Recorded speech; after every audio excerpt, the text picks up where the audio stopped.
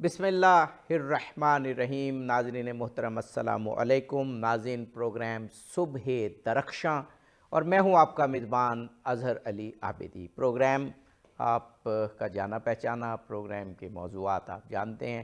ہماری کوشش ہوتی ہے کہ ایسے موضوعات سلیکٹ کریں کہ جو ہمیں علم و آگہی سے نوازیں اور دین و دنیا کو سنواریں۔ ناظرین، 20 جمادی الثانی حضرت فاطمۃ الزہرا دختر پیمبر شفیع روز جزا، خاتون جنت، خاتون قیامت، راضیہ، مرضیہ، محدثہ، طاہرہ، صدیقہ علیہ السلام علیہ السلام آپ کی ولادت کا موقع ہے، اور حضرت فاطمہ زہرا علیہ السلام کی ولادت کے اس موقع پر سچ ٹی وی پورا عشرہ ولادت منا رہے ہیں، اور ہم مختلف موضوعات پر پروگرام پیش کر رہے ہیں۔ حضرت زہرا علیہ السلام کی زندگی کا اس طرح سے احاطہ کرنے کی کوشش کر رہے ہیں اپنے تئیں کہ آج حضرت زہرا کی سیرت کی امت مسلمہ کو جس طرح ضرورت ہے وہ ابھر کر سامنے آئے۔ تو آج کا موضوع، بہت سے موضوعات ہم نے اپنی اس سیریز میں پیش کیے ہیں، بہت سے بھی پیش ہونا باقی ہیں، پورا عشرہ ہے۔ آج ایک بہت اہم موضوع ہے جس کی دنیا کو ضرورت ہے۔ آج کی دنیا میں اطمینان قلب مفقود ہو گیا ہے۔ لوگ، ہر آدمی شکایت کرتا ہے کہ پریشانی ہے، ہر آدمی یہ کہتا ہے کہ اطمینان قلب نہیں ہے، روحانی کیف نہیں ہے، وہ سکون، وہ امن کہاں چلا گیا جس کی انسانیت کو ضرورت ہے۔ یہ امن، یہ سکون، یہ خوشی، یہ قلبی مسرت، یہ سیٹسفیکشن اللہ کے ساتھ لو لگانے سے ملتی ہے، عبادت سے ملتی ہے، اپنے انر میں جھانکنے سے ملتی ہے۔ حضرت زہرا سلام اللہ علیہ کی پوری زندگی اسی سے عبارت تھی۔ دعائیں، خضوع و خشوع، عبادت، یہ کس طرح اطمینان قلب عطا کرتی ہے۔ ہمارے ساتھ جناب مولانا فدا حسین مطہری صاحب موجود ہیں، ہمارے ملک کے جید عالم دین ہیں، اور میڈیا پر حقائق کو بیان کرنے، معارف دینی کو بیان کرنے میں آپ مہارت رکھتے ہیں، کیونکہ ہزاروں پروگرام آپ نے میڈیا پہ کیے، اور ایک نسل ہے جس کی تربیت کی آپ نے۔ جناب مولانا مفتی رضوان انجم صاحب موجود ہیں، بہت ہی سلجھے ہوئے دل نشیں انداز میں سادہ گفتگو کرتے ہیں، لیکن دینی حقائق ہیں وہ ہمارے دلوں میں اترتے چلے جاتے ہیں جب آپ بیان فرماتے ہیں۔ جناب مولانا فدا حسین مطہری صاحب، میں شکر گزار ہوں، حضرت زہرا سلام اللہ علیہ کے حوالے سے آپ نے پہلے بھی ایک پروگرام کیا اور اصول تربیت پر بات کی۔ آج بھی وہ موضوع سے ملتا جلتا ہی ہے، لیکن ایک اور ڈائمنشن کے ساتھ، کہ جو انر سیٹسفیکشن ہے آج کل دنیا میں مفقود ہے، اور وہ اللہ کی عبادت ہی سے ملتی ہے۔ اللہ کا ذکر دلوں کو اطمینان دیتا ہے، یہ تو خدا نے قرآن میں فرما دیا۔ حضرت زہرا نے اپنے گھر میں اور خود اپنے لیے جس طرح عبادت کا اہتمام کیا، اور جو خضوع و خشوع تھا وہ ضرب المثل بن چکا ہے۔ آپ سے بھی سنیں گے اور بعد میں مولانا سے۔ اعوذ باللہ من الشیطان الرجیم، بسم اللہ الرحمن الرحیم، اللہم صلی علی محمد و آل محمد۔ آپ کا بہت شکریہ عابدی صاحب۔ جناب سیدہ کائنات صدیقہ طاہرہ فاطمۃ الزہرا صلوات اللہ وسلامہ علیہا، وہ ہستی ہیں عالم بشریت میں کہ جن کو انبیاء کرام علیہم السلام اور اولیاء اعظام کے ہمراہ اسوہ بشریت کے لیے اسوہ ہونے کا اعزاز عطا ہوا۔ انبیاء تو سارے جن سے رجال میں سے اور مرد کے صنف میں سے قرار دیے گئے، اور ائمہ معصومین 12 امام بھی صنف مردان میں سے قرار دیے گئے، مگر حجج الہی میں، الہی حجتوں میں اللہ نے ایک خاتون کو رکھا جو فقط فاطمۃ الزہرا ہیں۔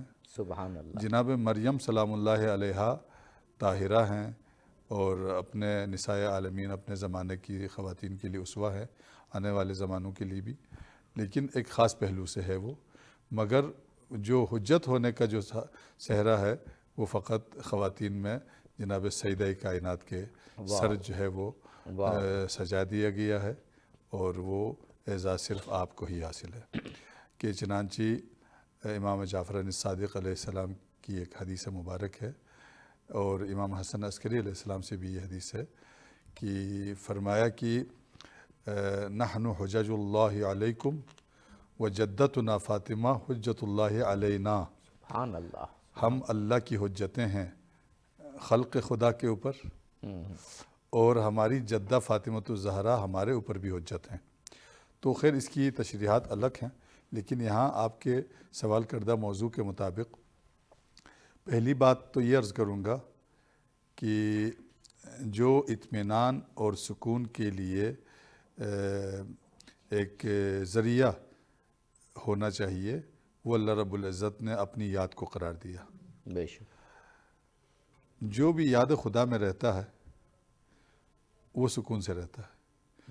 بس یہ کسی اور شے میں اور کسی اور چیز میں سرے سے دستیاب نہیں ہے۔ سکون یاد خدا ہی سے ہے، اور یاد خدا سے مربوط چیزوں کی یاد سے ہے۔ بس بالکل۔ اللہ بذکر اللہ تطمئن القلوب، اللہ کی یاد سے ہی دلوں کو سکون ملتا ہے اور اطمینان ملتا ہے۔ بے شک۔ تو اس میں اب یاد خدا کی جو تقسیم ہے کہ یاد خدا کس کی شکل میں ممکن ہے، تو اس میں جو افضل ترین شکل ہے یاد خدا کی وہ عبادت ہے۔ واہ واہ واہ۔ اگرچہ ساری زندگی کو انسان عبادت بنا سکتا ہے، بود و باش کو، سونے کو، اٹھنے کو، کھانے کو، پینے کو، زندگی کے ہر لمحے کو بھی عبادت بنا سکتا ہے۔ چنانچہ جناب سیدہ کائنات فاطمۃ الزہرا نے، آپ کے پدر گرامی نے، آپ کے شوہر نے، آپ کے فرزندوں نے یہی کر کے دکھایا کہ ساری زندگی کے لمحات عبادت میں شمار کیے جا سکتے ہیں، اور ذہین شخص اور ذہین مسلمان، فتین مسلمان وہی کہلائے گا جو اپنی زندگی کے ہر لمحے کو عبادت قرار دے۔ واہ واہ۔ مگر ایک عبادت ہے عمومی معنی میں، یہ ساری زندگی عبادت پر مشتمل ہو سکتی ہے۔ ایک عبادت ہے خصوصی معنی میں، اصطلاح میں، جی جی۔ وہ عبادت ہے اس کی جو افضل ترین شکل ہے یا اس کی نمایاں ترین صورت ہے، وہ نماز ہے۔ اور وہ جو عبادت ہے وہ صرف اور صرف خدا کے لیے، وہ خدا کے لیے یعنی اپنے حقیقی معنی میں اللہ کے علاوہ کوئی معبود نہیں۔ کسی کے حضور نہ جھک سکتا ہے انسان، نہ سجدہ کر سکتا ہے انسان۔ اور پھر دعا ہے، دعا کو بھی مخ العبادہ کہا، عبادت کا مغز دعا ہے۔ اگر انسان نماز بھی پڑھ لے مگر خدا سے کچھ مانگنے کا جو جذبہ ہے وہ نہ رکھے تو وہ نماز بھی کچھ فائدہ نہیں دے گی اس کو۔ اصل تو مانگنا ہے نا، اصل تو انسان اپنے وجود کے ساتھ سوالی بن جائے بارگاہ خداوندی میں، سراسر سوال بن جائے، سراسر طلب بن جائے، سراسر تڑپ بن جائے، تو پھر یہ عبادت ہے، الدعاء مخ العبادہ۔ اور پھر عبادت کی دوسری شکلیں، جناب سیدہ سلام اللہ علیہا کی زندگی مبارک اور پاکیزہ زندگی سراسر عبادت پر مشتمل تھی۔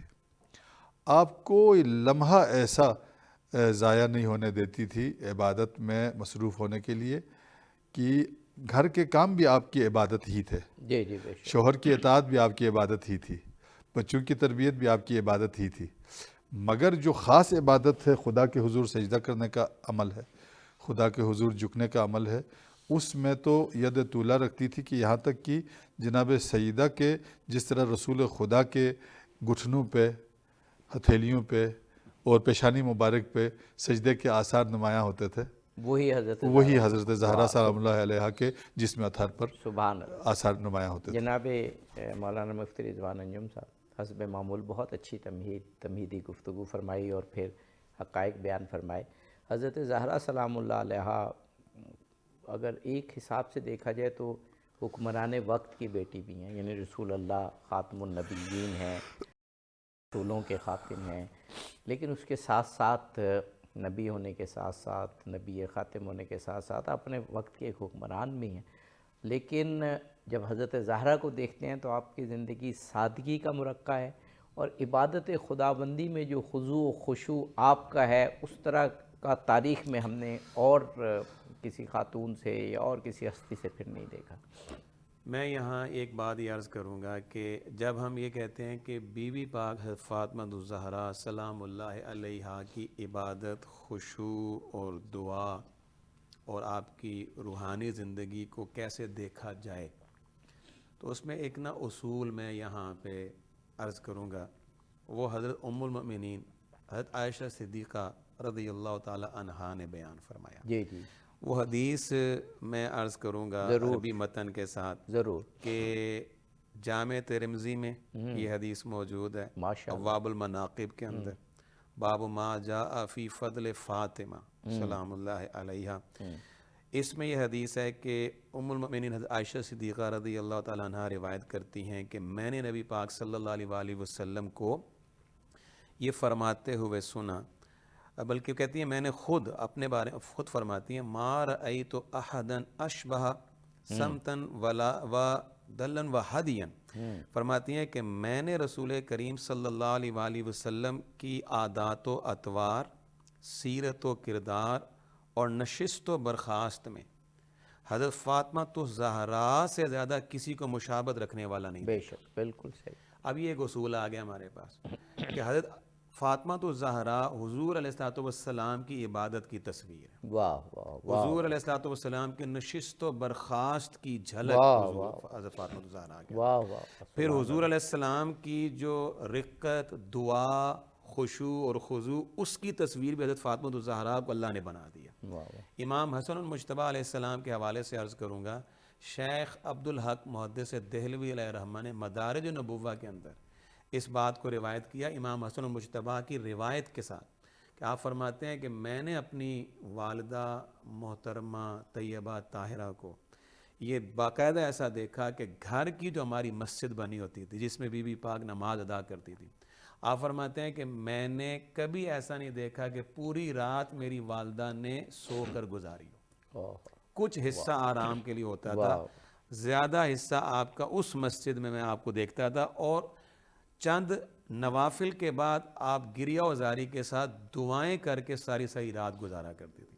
ایک روایت اور میں نے یہ پڑھی کہ جب شب عروس تھی مولا علی علیہ السلام کی، تو اس رات بھی بی بی پاک نے مولا علی علیہ السلام سے اجازت مانگی کہ اگر آپ مجھے اجازت دیں تو آج کی یہ رات بھی میں اللہ کی بارگاہ میں جھکوں اور اللہ تعالیٰ کی عبادت کر لوں، میں آپ کا حق بھی اس سے بھی کبھی میں سر منہ بھی انحراف نہیں کر سکتی، لیکن اللہ تعالیٰ کے حقوق کے لیے میں آپ سے اجازت مانگتی ہوں۔ تو مولا علی علیہ السلام نے فرمایا کہ اس سے میں اجازت کی کیا ضرورت ہے، آئیں میں بھی آپ کے ساتھ مل کے ہم عبادت کرتے ہیں۔ تو یہ کتنی اہم رات ہوتی ہے ہر انسان کی زندگی کی۔ عابدی صاحب، آج میں آپ کو بتاؤں گھروں میں، خاندانوں میں جو فتنوں کی آگ بھڑک رہی ہے، اس کی ایک وجہ یہ ہے کہ ہم نئے خاندان کی یا نئی زندگی کی ابتدا جس رات کو ہم کر رہے ہوتے ہیں وہ رات ہماری غفلت میں گزرتی ہے، بلکہ بعض اوقات ایسا ہوتا ہے کہ وہ نافرمانی کے کاموں میں گزر رہی ہوتی ہے۔ لیکن یہ خاندان ہمیں سکھا رہا ہے کہ اگر آپ اللہ کے حقوق ادا کرتے رہیں گے، اللہ محافظ ہوگا آپ کا، اور اس میں کوئی شک نہیں کہ ہر جگہ ہمیں بی بی پاک اور مولا علی علیہ السلام اور ان کی اولاد کا محافظ اللہ نظر آتا ہے کہ کیسے حفاظت ہو رہی ہے۔ حضور علیہ السلام نے یہاں تک فرمایا کہ میری بیٹی فاطمہ نے اپنی عصمت کو اس طرح بچا کے رکھا، محفوظ کیا کہ کسی نامحرم کی کبھی نظر بھی نہیں پڑنے دی، تو اللہ نے اس کا اجر اس کو یہ دیا ہے کہ اس پر اور اس کی اولاد پر، اب دیکھیں یہاں صرف حسن و حسین کا ذکر نہیں، اس پر اور اس کی اولاد پر اللہ نے جہنم کی آگ کو حرام کر دیا۔ حضور نے کوئی تخصیص نہیں فرمائی، توقیت نہیں فرمائی کہ صرف آج کے لیے اولاد، قیامت تک جو ان کی اولاد آنی ہے۔ لیکن بات یہ ہے کہ ہم آج ان کی نسل میں آنے والے لوگوں کو ہم صرف ان کو دیکھ رہے ہوتے ہیں، حقیقت میں ہمیں ان کی رگوں میں دوڑنے والے خون کو بھی دیکھنا چاہیے کہ بیک پہ کون لوگ ہیں، ہستیاں کون سی ہیں۔ تو میں یہ عرض کروں گا کہ دعا ہو، عبادت ہو، روحانیت ہو، خشوع و خضوع ہو، گریہ وزاری ہو، بی بی پاک کی زندگی میں حضور علیہ السلام کے اسوہ حسنہ کی جھلک نظر آتی ہے۔ آخری بات یہاں یہ عرض کروں گا کہ بی بی پاک نے اپنے بچوں کو کھانا کھلایا تو بھی قرآن پڑھ کے، کھانا پکایا تو بھی قرآن پڑھ کے، چکی چلائی، اپنے ہاتھوں سے چکی چلانا، آپ مجھے بتائیں وہ خدمت کے لیے کنیز رکھ سکتی تھی؟ وہ تو بعد میں ایک وقت ایسا آیا کہ مولا علی علیہ السلام نے دیکھا کہ بی بی پاک کے ہاتھوں پہ چھالے پڑ چکے ہیں اور آپ کی طبیعت ٹھیک نہیں رہتی اب، تو آپ نے فضہ جو ہیں ان کا جو ہے ان کو لے کے آئے۔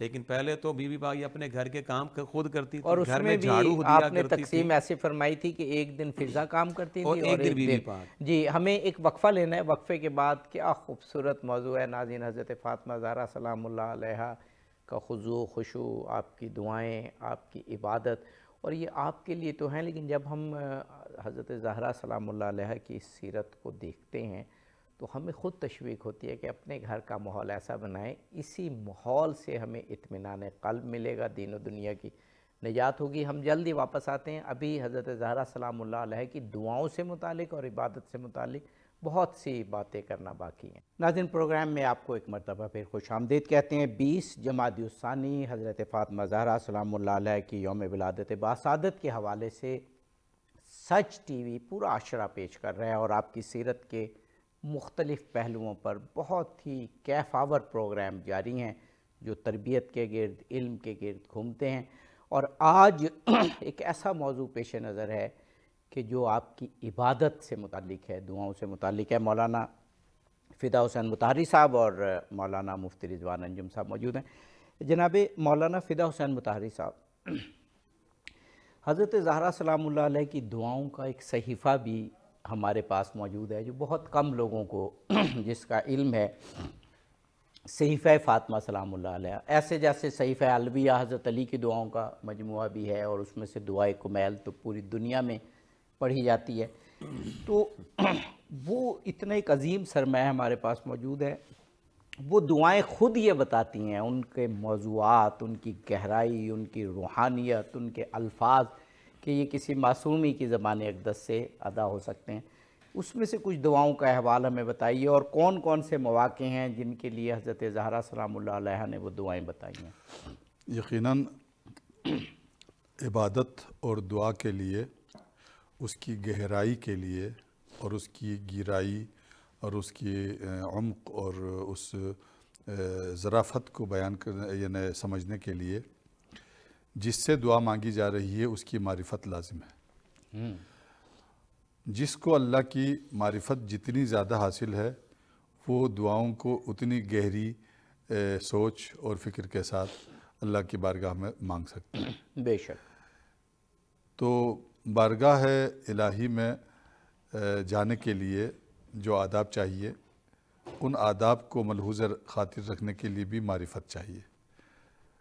تو رسول خدا صلی اللہ علیہ وآلہ وسلم، امیر المومنین علی بن ابی طالب علیہ السلام، اور اس کے بعد جناب فاطمہ زہرا سلام اللہ علیہا حسنین کریمین، ان ہستیوں سے بڑھ کر کون رب کو جانتا تھا، اور معرفت خدا کی اس منزل پر ان سے بڑھ کر دنیا میں کوئی بھی نہیں تھا۔ تو اس معرفت رب کے ساتھ جب بارگاہ الہی میں یہ ہستیاں حاضر ہوتی تھی تو وہ الفاظ ان کی زبان سے خارج ہوتے تھے اور صادر ہوتے تھے، جو الفاظ کسی ایک اس منزل پر فائز نہ ہونے والے شخص یا غیر معصوم انسان سے ممکن ہی نہیں ہے۔ اب رسول خدا صلی اللہ علیہ وآلہ وسلم نے اپنی دعاؤں میں بارگاہ خداوندی میں جو گڑ گڑا کر آپ فرماتے تھے، اس کا عکس ہمیں جناب سیدہ کائنات کی دعاؤں میں نظر آتا ہے، امیر المومنین کی دعاؤں میں نظر آتا ہے، بے شک، مولا امام حسن اور امام حسین علیہ السلام اور امام زین العابدین علیہ السلام کی صحیفہ سجادیہ میں ان دعاؤں کی ایک جھلک نظر آتی ہے، اور رسول خدا کے ان معارف کی جھلک ہمیں ان دعاؤں میں نظر آتی ہے۔ بے شک۔ اب میں یہاں آپ کے اس فرزند عظیم الشان کے جو امام حسین علیہ السلام ہیں اور امام زین العابدین علیہ السلام ہیں، ان کی دعاؤں کے دو ٹکڑے آپ کی خدمت میں عرض کرتا ہوں۔ ضرور ضرور۔ اس سے ہمیں پتہ لگ جائے گا کہ جناب سیدہ فاطمہ زہرا سلام اللہ علیہا کی دعاؤں کا کیا عالم ہوگا، کہ آپ نے بارگاہ خداوندی میں جو دعائیں کی اور جو دعائیں ثبت اور ضبط ہو گئی وہ بہت کم ہیں ان دعاؤں سے جو آپ نے اپنی زندگی میں فرمائی ہیں، بے شک، بے شک۔ یعنی ان کا ایک چھوٹا حصہ منتقل ہو گیا ہے۔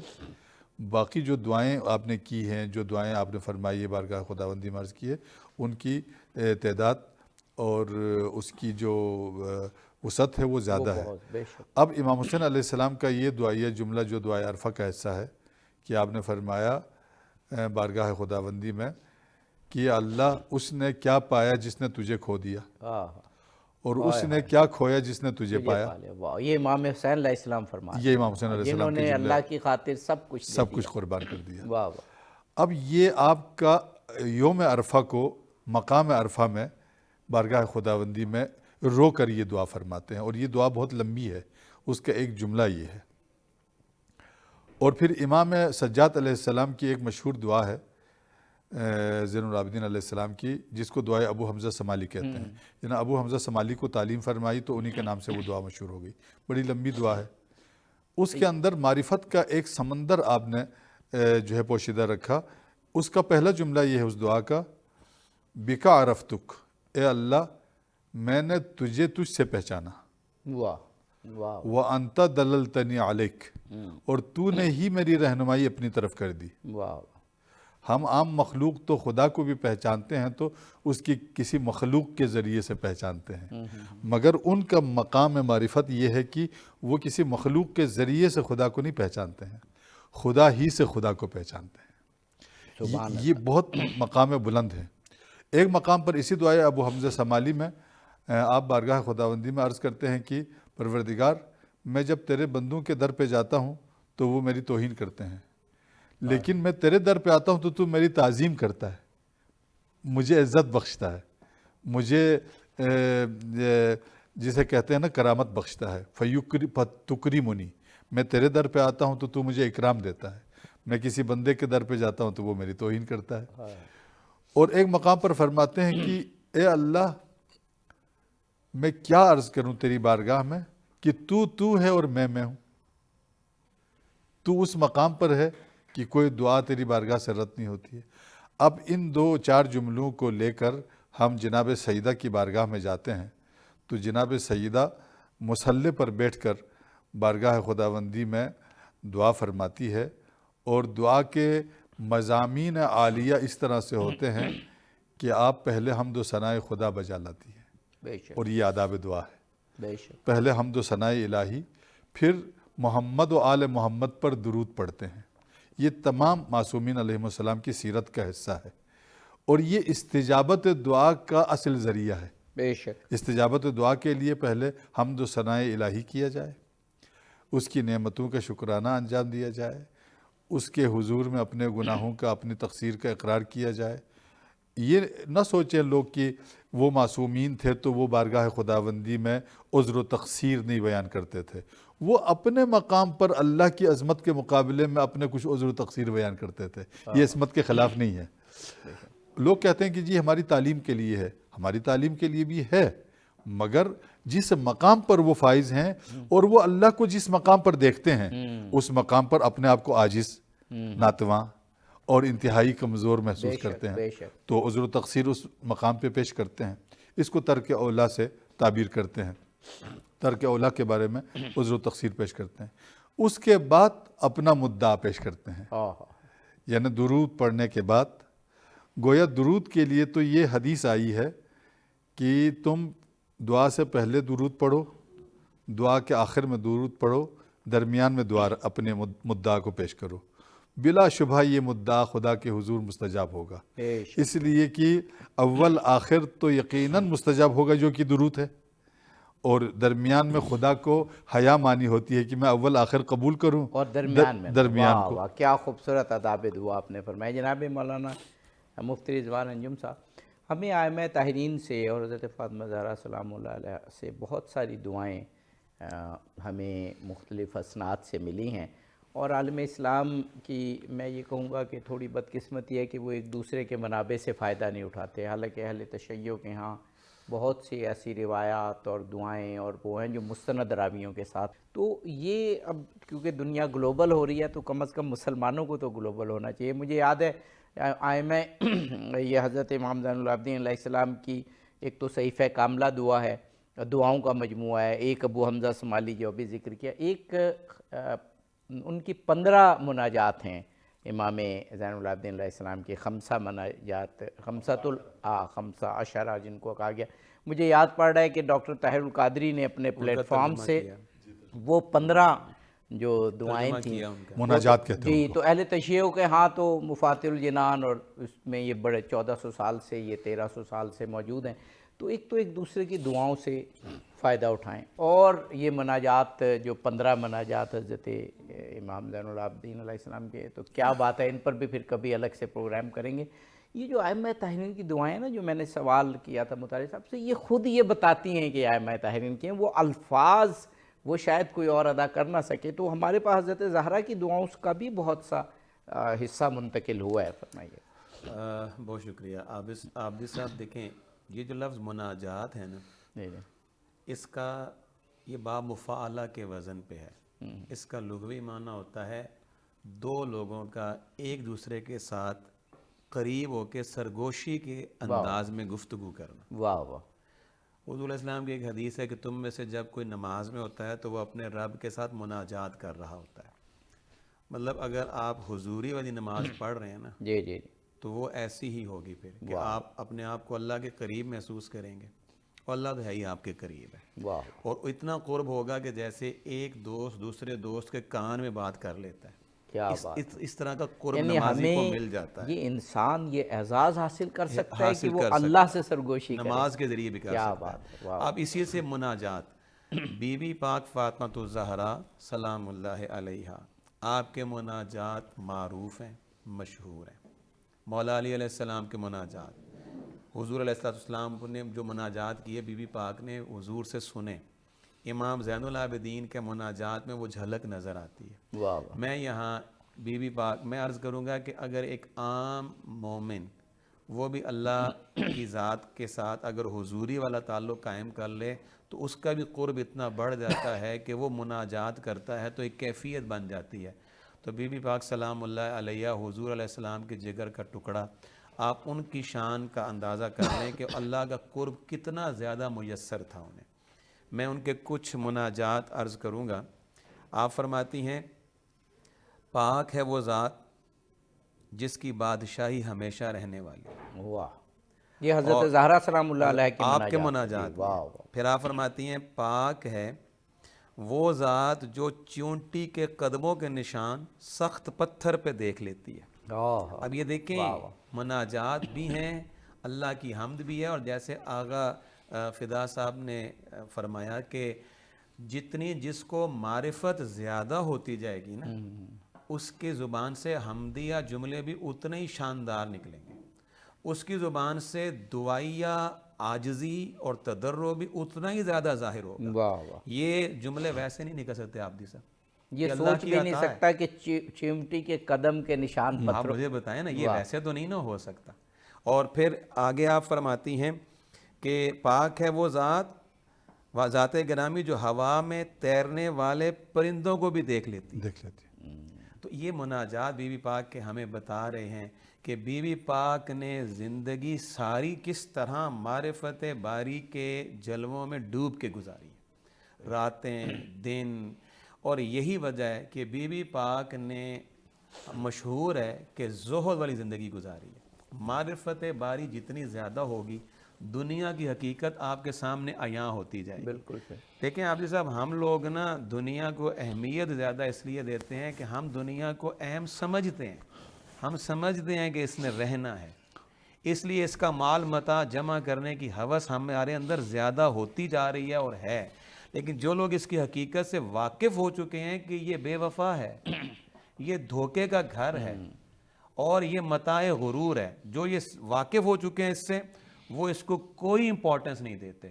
کتنی بڑی ہستیاں، حضرت بی بی پاک، حضرت مولا علی، کیا وہ اگر چاہتے تو آج میں ایک عرض کروں گا آپ کی وساطت سے، میں اپنے ناظرین سے معذرت بھی چاہوں گا اگر میرے اس جملے پہ انہیں تھوڑی سی بات بری لگے، کہ مجھے آپ یہ بتائیں کہ ہمارے یہاں بڑی شخصیات کے بیٹوں کو ان بڑی شخصیات کے چاہنے والے اور عقیدت مند کیا کچھ تحفے تحائف میں نہیں دے دیتے؟ بالکل صحیح کہ جی آپ اس بڑی شخصیت کے صاحبزادے ہیں، آپ بیٹے ہیں، تو یہ ہماری طرف سے نذرانہ رکھ لیں آپ، ٹھیک ہے؟ اور وہ نذرانوں کی مد میں آپ دیکھ لیں دنیا کا کتنا مال متاع جمع کر لیتے ہیں۔ تو حضرت فاطمہ تو حضور کی صاحبزادی ہیں، مولا علی تو حضور اسلام کے داماد ہیں، دونوں کو حضور نے سند دی کہ یہ مجھ سے ہیں۔ تو اگر کیا ان کو حضور کے صحابہ میں سے عقیدت مندوں نے کیا کبھی کہا نہیں ہوگا کہ ہم آپ کو یہ دے دیتے ہیں، ہم آپ کو؟ انہوں نے کبھی اس کی پرواہ نہیں کی، اور اگر لیا بھی ہے تو اس کو بانٹ دیا، اس کو تقسیم کر دیا۔ یہ معرفت باری تعالیٰ کے جلووں کا نتیجہ تھا کہ دنیا کی حقیقت آشکار ہوئی ان پہ، انہوں نے دنیا سے بھی کنارہ کش ہو گئے وہ، اور یہی دعاؤں کی قبولیت کے لیے ضروری ہے۔ میں آگے ایک بات اور عرض کروں گا کہ یہ ایک وظیفہ حضور علیہ السلام نے بی بی پاک کو دیا تھا، بڑا معروف ہے اور بڑی معروف روایت ہے کہ بی بی پاک حضور علیہ السلام کے پاس مولا علی کی درخواست پر آئی تھیں کہ ہمیں گھر کے کام کاج کے لیے کنیز اور باہر کے کام کاج کے لیے غلام عطا ہو جائیں، مال غنیمت میں ہمیں پتہ چلا ہے کہ کچھ غلام اور کنیزیں ہیں، تو حضور علیہ السلام نے میں اس سے بہتر چیزوں میں عطا فرما دوں۔ تو وہ جو تسبیح فاطمہ حضور علیہ السلام نے عطا فرمائی، اس پر محدثین نے شرح کرتے ہوئے تبصرہ کیا کہ غلام اور کنیز کے مقابلے میں اس کی بجائے یہ وظیفہ حضور نے کیوں دیا؟ اس لیے کہ یہ 33 مرتبہ سبحان اللہ، 33 مرتبہ الحمدللہ اور 34 مرتبہ اللہ اکبر، آپ محدثین کہتے ہیں کہ اس میں وہ طاقت ہے کہ جو کئی سو غلاموں سے بھی زیادہ۔ واہ سبحان اللہ! ہمیں کیا خوبصورت موقع پہ ہمیں وقفہ لے رہے ہیں کہ ایک ناظرین کے ذہن میں ایک تفکر جائے کہ یہ جو تسبیح حضرت فاطمہ زہرا ہے، رسول اللہ نے حضرت فاطمہ سلام اللہ علیہا کے ذریعے ہمیں عطا کی۔ جو بھی اس کو نماز کے بعد پڑھے گا تو نماز کا ثواب روایات میں ہے کئی گنا، کئی 100 گنا بڑھ جائے گا، اور دوسرا دعا کی قبولیت میں یہ ایک وسیلہ ہے، اور اسی طرح اس کو کبھی بھی پڑھا جا سکتا ہے تقویت کے لیے، روحانی تقویت کے لیے۔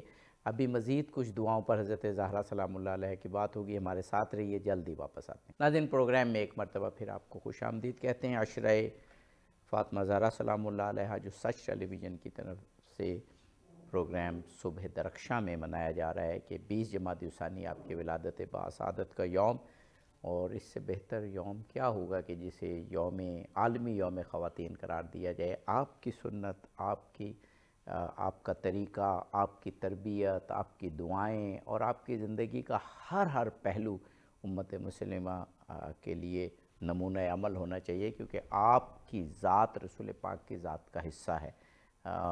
بہت سی روایات اس بات پر دلالت کرتی ہیں۔ آج کا پروگرام آپ کی دعاؤں اور عبادت کے حوالے سے ہے۔ مولانا فدا حسین مطہری صاحب موجود ہیں، مولانا رضوان انجم صاحب موجود ہیں۔ قبلہ دعاؤں کے حوالے سے اور بات ہو جائے۔ عبادت تو جو روایات میں آیا ہے کہ ساری رات آپ عبادت کر رہی ہیں اور دن کو گھر کے کام بھی کر رہی ہیں، اور آپ نے ایک پروگرام میں بتایا تھا کہ حضرت فاطمہ زہرا سلام اللہ علیہا خود ایسے کام بھی کرتی تھیں کہ جس سے آمدنی حاصل ہوتی تھی کہ وہ حلال کی کمائی اپنے گھر پر لگائیں، کیونکہ انہوں نے، میں آپ نے ایک پروگرام میں ذکر کیا تھا، اس سے یہ سمجھا کہ انہوں نے کیونکہ آنے والی تمام دنیا کے لیے نمونہ ہونا ہے، تو اور سب کو پتہ ہے کہ ایک وقت آئے گا کہ خواتین کو معاشرے میں ضرور کام کرنا پڑے گا، کام اتنے زیادہ ہو جائیں گے، اتنے زیادہ پھیل جائیں گے کہ خواتین کی ضرورت رہے گی، تو ان کے لیے بھی ایک اسوہ ہو جائے۔ تو اس سب کے باوجود دعائیں اور عبادت بے پناہ ہم تک منتقل ہوئی۔ جناب سیدہ کائنات سلام اللہ علیہا جو آپ نمازوں کے بعد جو دعائیں ہیں، اس ہمارے لیے بھی مسنون ہیں اور سنت دعائیں ہیں کہ نماز کے بعد تم دعا مانگا کرو، تو وہ اسوہ کامل ہستیاں نمازوں کے بعد ضرور دعائیں فرماتی تھی۔ آپ کی دعاؤں میں جیسے کہ مفتی صاحب نے ایک خوبصورت اشارہ کیا تھا پروگرام میں کہ جناب سیدہ کائنات جس طرح رسول خدا کے دل میں امت کے لیے درد ہوتا تھا، تو جس کے لیے درد زیادہ ہوتا ہے اس کے لیے دعائیں زیادہ مانگی جاتی ہیں، تو جناب سیدہ کائنات بھی امت کے لیے، پڑوسیوں کے لیے، لوگوں کے لیے دعائیں مانگتی تھی، اور ان دعاؤں میں ان لوگوں کو بھی یاد کرتی تھی جو آپ کے آخری فرزند حضرت مہدی علیہ السلام کے زمانے کے لوگوں کے لیے بھی دعا فرماتی تھی، اور ان لوگوں کے لیے بھی دعا فرماتی تھی جو حسین علیہ السلام کے غم میں گریا کرتے ہیں، ان کے لیے دعا فرماتی تھی۔ اور بنیادی ترین جو دعا ہوتی ہے، ہم لوگ اصل میں جن چیزوں سے مانوس ہوتے ہیں یا جن چیزوں کی قدر شناسی ہماری اپنی بساط میں ہوتی ہے، ان چیزوں کی تمنا کرتے ہیں، یا اللہ مجھے گھر دے، مجھے یہ دے، مجھے اولاد دے، مجھے فلاں دے۔ ہم انہی چیزوں سے مانوس ہوتے ہیں، انہی چیزوں کو بڑا سمجھتے ہیں۔ وہ بنیادی دعائیں مانگتے تھے، یا اللہ قیامت میں میرے بابا کی امت میں زیادہ سے زیادہ کو جنت نصیب فرمائے اور ان کو ہدایت نصیب فرمائے۔ امت کی ہدایت، امت کی نجات، امت کے آتش جہنم سے بچانے کا اہتمام سب سے زیادہ ان کے نزدیک ہوتا تھا۔ انہیں چونکہ آخرت کا بھی پورا ادراک تھا، دنیا کے اندر اعمال کا بھی ادراک تھا، اور امت کے رویوں کا بھی احساس تھا، جس کی وجہ سے آپ زیادہ سے زیادہ ہدایت کی دعا فرماتی تھی، اور ہدایت کے ضمن میں ظاہر خود بخود پھر نجات کا راستہ فراہم ہوتا ہے، ہدایت کے نتیجے میں پھر جنت بھی نصیب ہوتی ہے۔ اسی لیے سرکار دو عالم نے جب خداوند تعالیٰ نے آپ کو ایک انتخاب کا موقع دیا کہ آپ کو کیا چاہیے مجھ سے، تو سرکار دو عالم نے رب العزت سے امت کی شفاعت کو طلب کیا کہ یا اللہ اگر آپ مجھے کوئی انتخاب کا موقع عطا فرماتا ہے تو میں اپنی امت کے گناہ گاروں کی شفاعت کروں گا۔ اور یہ اختیار رسول خدا کو دے دیا گیا، اور یہ اختیار رسول خدا نے گویا امیر المومنین کو، فاطمہ زہرا کو، حسنین کریمین کو عطا کیا، یعنی یہ منتقل کیا۔ تو جناب فاطمہ الزہرا کی تمنا بھی یہی ہوتی تھی کہ امت کے گناہ گاروں کی شفاعت کی جائے، اس لیے آپ نے ایک، البتہ شفاعت بے اصولی کا نام نہیں ہے، شفاعت کے اپنے بھی اصول ہیں کہ شفاعت کا حقدار تو انسان ٹھہرے تو پھر شفاعت اس کی ہو جائے۔ تو امت کے لیے جناب سیدہ کائنات ہمیشہ اپنے دل میں درد رکھتی تھی۔ اب اندازہ کر لیجئے کہ جب آپ کے پاس ایک خاتون آئی اپنی والدہ کے نماز کے مسائل لے کر کہ میری والدہ بزرگ ہو گئی ہیں، ان کو نماز میں شک وغیرہ پڑتا ہے، تو میں آپ سے سوال کرنے کے لیے آئی ہوں والدہ کی نماز کے لیے، تو آپ نے ایک مسئلہ پوچھا، ایک کا جواب دیا، دو پوچھا، دو کا جواب دیا، 10 پوچھے تو 10 کا جواب دیا، تو پھر بس کیا اس خاتون نے، تو جناب سیدہ نے فرمایا کہ پوچھ لو، مزید پوچھ لو، اگر کوئی ذہن میں سوال ہے پوچھ لو۔ تو انہوں نے کہا کہ آپ کو زحمت زیادہ ہوگی، تو جناب سیدہ کائنات نے فرمایا کہ نہیں، اس سے ہمیں زحمت نہیں ہوتی ہے، یعنی خداوند تعالیٰ کے دین کے احکام بیان کرتے ہوئے ہمیں تکلیف کوئی محسوس نہیں ہوتی ہے، ہمیں اس پہ سکون ملتا ہے، ہمیں اس سے پروردگار کی طرف سے اجر عظیم عطا ہوتا ہے، تو مجھے اس سے کوئی تکلیف نہیں ہوتی ہے۔ معلوم ہوتا ہے کہ امت کا درد کتنا تھا، رہنمائی، ان کو دین کے احکام سکھانا۔ جب اتنا درد ہو امت کے لیے تو جناب سیدہ کی نمازوں کے بعد کی دعاؤں میں یقیناً اس امت کو یاد کیا آپ نے، اگرچہ آپ کی شخصی جو دعائیں تھیں اور عبادات تھی ان کم ہی روایت ہوئی ہے ان کے حالات، مگر حسنین کریمین علیہ السلام نے، جناب زینب کبریٰ سلام اللہ علیہا نے جو وہاں پر بیٹھ کر مشاہدہ کرتے تھے، کچھ آپ کی عبادتوں کی مظاہر جو ہے بیان فرمائے ہیں، اور جناب زینب سے روایت ہے اور حسنین کریمین سے بھی روایت ہے کہ آپ عبادت میں جب کھڑی ہوتی تھی تو ترتعد، آپ کا جسم مبارک اسی طرح لرزتا تھا جس طرح رسول خدا عبادت کے لیے کھڑے ہوتے تھے تو آپ کا جسم اتھر لرزتا تھا۔ اور یہ جو سیرت ہے امیر المومنین کی بھی ہے، امام زین العابدین کی بھی ہے، دیگر ائمہ علیہ السلام کی بھی ہے کہ ان کی آبا مبارک بھی حتیٰ بعض اوقات نماز میں نیچے گر جاتی تھی، انہیں احساس نہیں ہوتا تھا۔ ان کے ارد گرد میں جو واقعات بھی ہوتے تھے اس عبادت کے وقت میں جناب سیدہ کائنات کے چہرہ بھی متغیر ہوتا تھا۔ جب بارگاہ خداوندی میں کھڑی ہوتی تھی تو ایک نور ساطع ہوتا تھا اس مصلی سے اور اس محراب سے جو عرش تک جاتا تھا، گویا یہ اتصال ہوتا تھا زمین اور عرش کا، فرش اور عرش کا اتصال عبادت فاطمہ سے ہوتا تھا۔ گویا وہ عبودیت کی ایک ایسی مظہر تھی، مظہر عبودیت تھی، ایک بندگی کا وہ ایک راز تھی جو اس مصلی کے اوپر ظاہر ہوتا تھا، تو اس سے نور ایسا ساطع ہوتا تھا جو عرش تک جا کر متصل ہو جاتا تھا۔ تو یہ آپ کی عبادت اور آپ کی دعاؤں کا ایک نمونہ تھا جسے پیغمبر خدا نے جس کی تصدیق فرمائی، اور اس تصدیق میں آپ نے یہ مشہور حدیث فرمائی کہ کہ اے میری بیٹی فاطمہ، اللہ تیری رضا پہ راضی ہوتا ہے اور تیرے غضبناک ہونے پہ غضبناک ہوتا ہے۔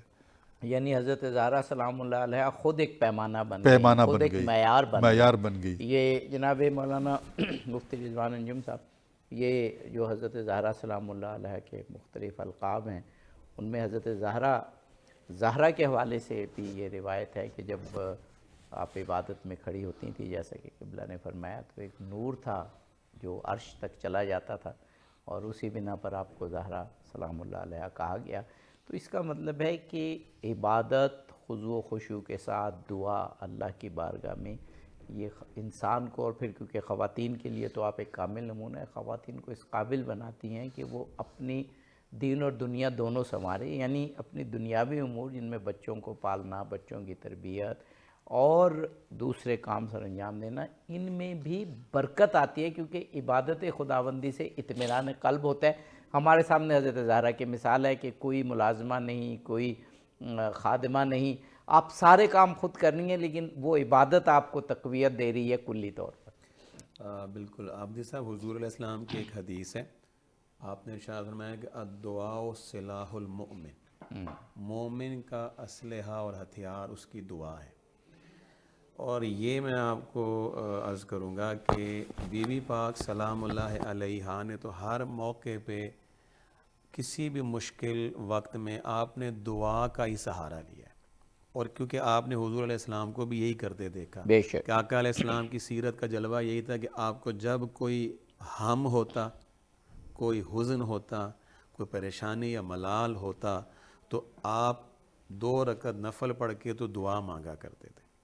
آپ یہ دیکھیں مولا علی علیہ السلام نے صفین ہو، جمل ہو، یا کوئی بھی معرکہ ہو، یا اس کے علاوہ حضور علیہ السلام کی زندگی میں حیات طیبہ میں جو غزوات میں جن میں حضرت علی نے حصہ لیا، ہر جگہ آپ بھی دعا ہی کر رہے ہیں۔ پھر ایک دفعہ مولا علی علیہ السلام سے کسی نے پوچھا کہ آپ نے وہ جو خیبر کے قلعے کا دروازہ اکھیڑ لیا تھا، جس کو 40 سورما پہلوان مل کے ہلا نہیں سکتے تھے، تو اس میں کوئی طاقت کہاں سے آئی تھی؟ تو آپ نے یہی کہا تھا کہ دعا اور ذکر کے ساتھ۔ پھر یہاں عرض کروں گا امام حسن علیہ السلام، آپ کی دعائیں، امام حسین علیہ السلام نے وہ شب عاشور جو دعاؤں میں گزاری ہے، وہ ہمارے لیے ایک نمونہ عمل ہے۔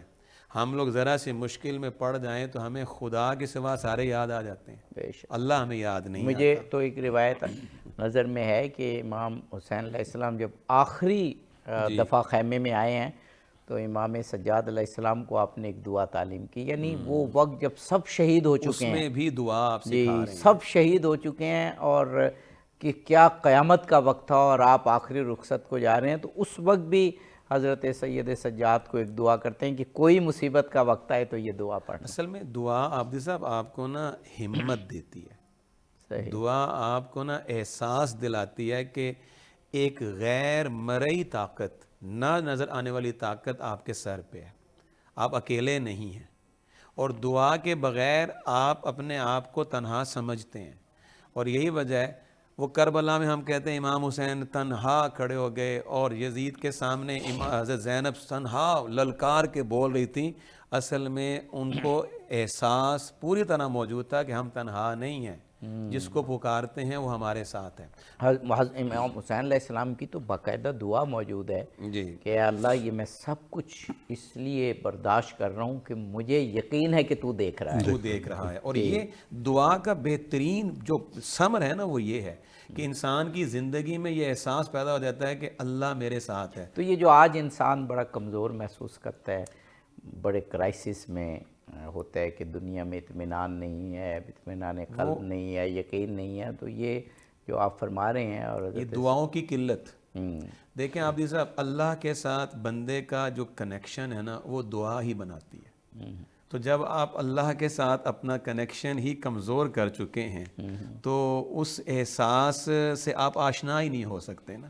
ورنہ بات سیدھی سی ہے کہ اتنی بڑی بڑی مشکلات حوصلے سے برداشت کر لینا، ہم لوگ کہہ رہے ہوتے ہیں یار بڑا حوصلہ تھا ان کا، یقیناً بڑا حوصلہ تھا، لیکن اس حوصلے کے ملنے میں اثر کس کا تھا؟ وہ دعاؤں کا اثر تھا۔ اور یہ ایک یہاں پہ ایک نقطہ عرض کروں گا، یہ نہیں ہے ائمہ اہل بیت کی زندگیوں میں ہم یہ نہیں دیکھتے، حضور علیہ السلام کی بیٹی حضرت فاطمہ الزہراء کی زندگی میں یا مولا علی علیہ السلام کی زندگی میں ہم یہ نہیں دیکھتے کہ مشکل پڑی ہے تو اللہ کو پکارا ہے، نہیں، انہوں نے آسانیوں میں اس سے زیادہ اللہ کو پکارا۔ بے شک بے شک۔ جناب مولانا فدا حسین مطہری صاحب، ہمارے پاس 2 منٹ ہیں، شاید 2 منٹ سے بھی کم۔ دعائے کمیل ہمارے پاس مولا علی کی موجود ہے، صحیفہ الویہ مولا علی کا موجود ہے، صحیفہ کاملہ امام زین العابدین علیہ السلام کا موجود ہے، حضور سے بھی دعائیں ہمارے پاس موجود ہیں، اہل سنت اہل تشیع دونوں کے منابع سے۔ حضرت زہرا کی دعائیں بھی ہم تک منتقل ہوئی ہیں، اگر ہم تھوڑی ریسرچ کریں تو ایسی کتابیں موجود ہیں حضرت زہرا سلام اللہ علیہ کی دعاؤں پر مشتمل۔ اب کیا ناظرین کو آخری 1-1.5 منٹ میں پیغام دیں گے کہ اگر اطمینان قلب حاصل کرنا ہے، صرف دین کی نہیں دنیا کی بھی کامیابی، کیونکہ آخرت تبھی کامیاب ہوگی جب ہماری دنیا کامیاب ہو، آخرت سے حصول ہمیں دنیا ہی سے کرنا ہے نا، دنیا آخرت کی کھیتی ہے۔ دعا۔ جناب سیدہ کائنات مظلومہ عالم کے اوپر ایسا وقت بھی آیا جب حضور صلی اللہ علیہ وآلہ وسلم کا وصال ہوا تو بڑی شدت آئی، بڑی مصیبتیں آئی اور بڑی محرومیاں اور بہت سختیاں آ گئی۔ تو اس دوران دیکھا کہ آپ نے دعاؤں کا سہارا لیا، پروردگار کے حضور پیش ہوئی اور گڑ گڑا کر پروردگار سے یہی دعا مانگتی تھی کہ جو مشن رسول خدا صلی اللہ علیہ وسلم کا تھا، اس مشن کو جاری رکھنے کے لیے جو وصایت اور وراثت اور جو ذمہ داری ان کو منتقل ہو گئی تھی خاندان اہل بیت کو، اس میں کامیابی کے لیے آپ خدا کے حضور دعا فرماتی تھی، بے شک بے شک۔ اور اسی کے لیے ہی آپ خود کو وقف کرتی تھی، رکھتی تھی، اور اسی راہ میں ہی دنیا سے چلی گئی۔ بے شک۔ جناب مولانا فدا حسین مطہری صاحب کے بلا آپ کا، جناب مولانا مفتی رضوان انجم صاحب آپ کا بے حد شکریہ۔ حضرت زہرا کی سیرت میں دعا اور عبادت کا جو مقام تھا، اور وہ دعا اور عبادت ہم تک کیسے منتقل ہوئی اور ہماری زندگیوں میں اس کا کیا اثر ہونا چاہیے، اس پر آپ نے باکمال گفتگو کی۔ ناظرین، حضرت زہرا سلام اللہ علیہ کی سیرت پر مبنی پروگرامز کا سلسلہ 20 جمادی الثانی تک جاری رہے گا۔ روزانہ ہم آتے ہیں اور حضرت زہرا سلام اللہ علیہ کی سیرت کے مختلف تابناک پہلو بیان کرتے ہیں اپنے علماء کرام کے ذریعے۔ اگر اس عشرے کے پروگرامز کو ہم توجہ سے سنیں تو ان میں یقیناً ایسے نکات، ایسے مفاہیم ہیں کہ دین و دنیا دونوں سنور سکتی ہے حضرت زہرا سلام اللہ علیہ کے وسیلے سے۔ اس ایپیسوڈ سے اظہر علی عابدی کو اجازت دیجیے۔ فی امان اللہ۔